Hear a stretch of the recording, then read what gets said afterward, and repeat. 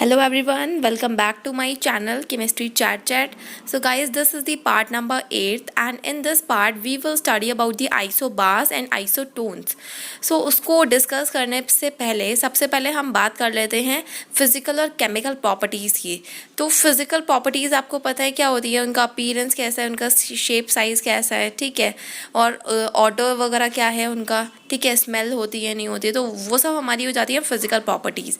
And chemical properties होती हैं basically chemical reactions के बेसिस पे हम केमिकल प्रॉपर्टीज़ जो हैं वो जस्टिफाई करते हैं।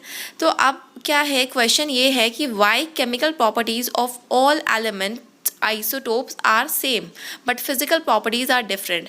जो हमने आइसोटोप्स प्रीवियस वीडियो में डिस्कस करे थे, तो उनके अगर हम एलिमेंट की बात करते हैं तो उनकी केमिकल प्रॉपर्टीज सेम क्यों होती हैं but their physical properties are different, why? So this is the particular question.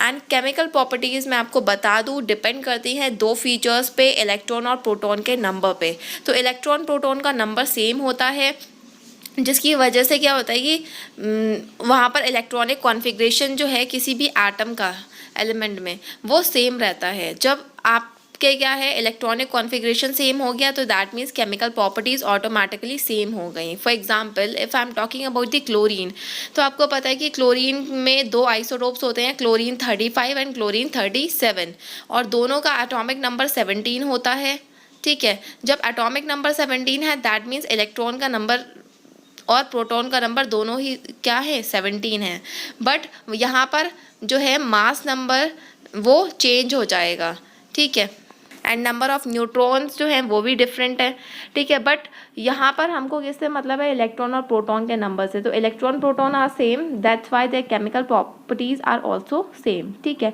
Next thing will be the physical properties. So guys physical properties basically depends on the mass of the atom, ठीक है, atom के मास पे depend करती हैं। And physical properties होती कौन कौन सी है, मेल्टिंग पॉइंट हो गया, उनका बॉइलिंग पॉइंट, उनकी डेंसिटी, तो ये सब जो है ये चेंज होती हैं। ये डिपेंड करती है कि न्यूट्रॉन का नंबर क्या है।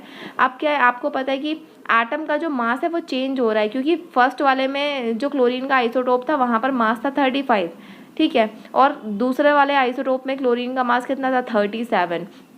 तो आप अगर न्यूट्रॉन के नंबर फाइंड आउट करोगे तो 35 माइनस 17 एंड नेक्स्ट वाले में करोगे 37 माइनस 17, तो आपको अलग अलग नंबर के न्यूट्रॉन्स यहाँ पर मिलेंगे। तो दैट मीन्स आइसोटोप्स में न्यूट्रॉन के नंबर चेंज हो जाते हैं, that is the reason their physical properties also get changes. Clear? So now guys, question number next, why some elements atomic mass comes in the frictional form? आपने देखा होगा if I'm talking about the chlorine, ठीक है, तो chlorine का atomic mass 35.5 U होता है। तो ऐसा क्यों है, ये फ्रैक्शन में क्यों पहुंच जाता है, ठीक है। तो ऐसा इसलिए होता है क्योंकि इनके जो आइसोटोप्स होते हैं उनका मास अलग अलग होता है। क्लोरीन में दो आइसोटोप आपको दिख रहे हैं, एक 35 क्लोरीन 35 है, दूसरा वाला है क्लोरीन 37। क्लोरीन 35 जो होता है वो हमारे नेचर में 75% प्रेजेंट होता है एंड क्लोरीन 37 25% होता है। तो अभी हम फाइंड आउट करते हैं इनका एवरेज एटॉमिक मास, ठीक है। अब हम क्या करेंगे, हम सिंपली फाइंड आउट करते हैं एटॉमिक मास, ठीक है। तो average atomic mass find out करने के लिए अब आपको पता है कि फर्स्ट वाला आइसोटोप कौन सा था, क्लोरीन 35 था। तो 35 मल्टीप्लाई बाय उसका कितना अबंडेंस है नेचर में, ठीक है, नेचर में उसका 75% अबंडेंस है। तो 75% का मतलब क्या हुआ, 75 डिवाइडेड बाय 100, ठीक है, इसीलिए मैंने यहाँ पर लिखा है 35 मल्टीप्लाई 75 डिवाइडेड बाय 100, ठीक है। नेक्स्ट वाला अब आपको पता है कौन सा आइसोटोप था, क्लोरीन 37। तो मैंने क्या करा है 37 मल्टीप्लाई बाय उसकी अबंडेंस कितनी थी, उसकी अबंडेंस थी 25, तो इसीलिए 25 डिवाइडेड बाय 100। तो इसको सिंप्लीफाई करने पे then we get 35.5 U। Clear? Next thing will be isobars. अब भाई आइसोबार्स क्या होते हैं, atoms of different element, different atomic number but same atomic मास।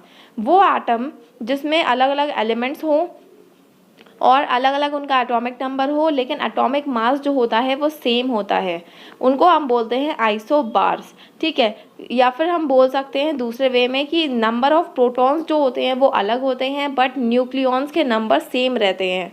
अब न्यूक्लियॉन्स क्या होते हैं, न्यूक्लियॉन्स का मतलब है कि प्रोटॉन और न्यूट्रॉन के नंबर का जो कॉम्बिनेशन होता है उनको हम बोलते हैं न्यूक्लियॉन्स, ठीक है। तो यहाँ पर प्रोटॉन और न्यूट्रॉन का जो नंबर का कॉम्बिनेशन है वो सेम रहता है, बट सिंगल प्रोटॉन जो नंबर होते हैं वो डिफरेंट होते हैं, तो उन एटम्स को हम बोलते हैं आइसोबार्स, ठीक है।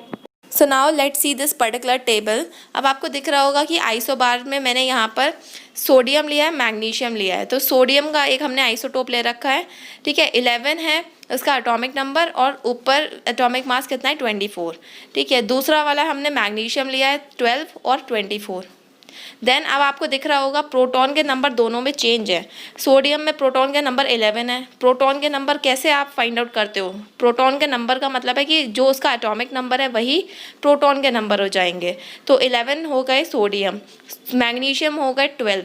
अब न्यूट्रॉन के नंबर आपको फाइंड आउट करने हैं, देन आप क्या करोगे 24 माइनस 11, ठीक है, मतलब atomic mass minus atomic number, तो आपको मिल जाएगा 13।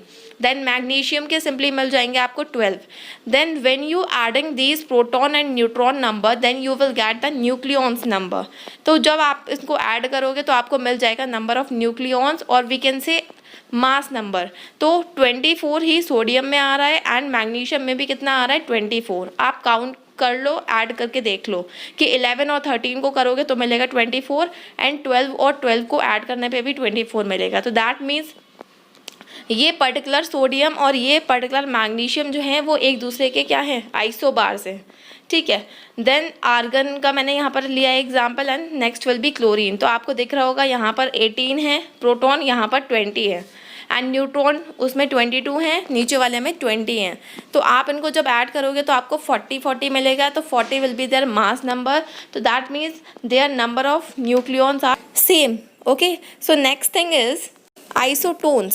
अब what are isotones? Atom having same number of neutrons but different number of proton. यहाँ पर आपको वो एटम जिनके न्यूट्रॉन्स के तो नंबर सेम होते हैं बट प्रोटॉन्स के नंबर जो होते हैं वो डिफरेंट होते हैं, अलग अलग होते हैं, उनको हम बोलते हैं isotones. For example 39K, 40Ca, 38Ar, 36S। तो ये सब क्या है, ये सब आइसोटोन्स हैं। अभी हम इसको क्लियर करते हैं। तो आपको पता है ये पोटेशियम जो है, ठीक है, उसका एटॉमिक नंबर 19 एंड 39 उसका यहाँ पर एटॉमिक मास हो गया, क्योंकि हम ये पोटेशियम का आइसोटोप ले रहे हैं, ठीक है। तो यहाँ पर न्यूट्रॉन्स के नंबर आप फाइंड आउट कर सकते हो 39 minus 19, then you will get 20, and proton के नंबर 19 है, क्लियर। नेक्स्ट थिंग कैल्शियम, ये कैल्शियम लिया है तो यहाँ पर भी न्यूट्रॉन के नंबर हम फाइंड आउट कर लेते हैं 40 minus 20, then we will get 20, and proton के नंबर 20 है। तो दैट मीन्स प्रोटॉन के नंबर पोटेशियम कैल्शियम में अलग अलग हैं बट न्यूट्रॉन्स के जो नंबर हैं वो कैसे हैं, सेम हैं। कितने हैं, 20 हैं।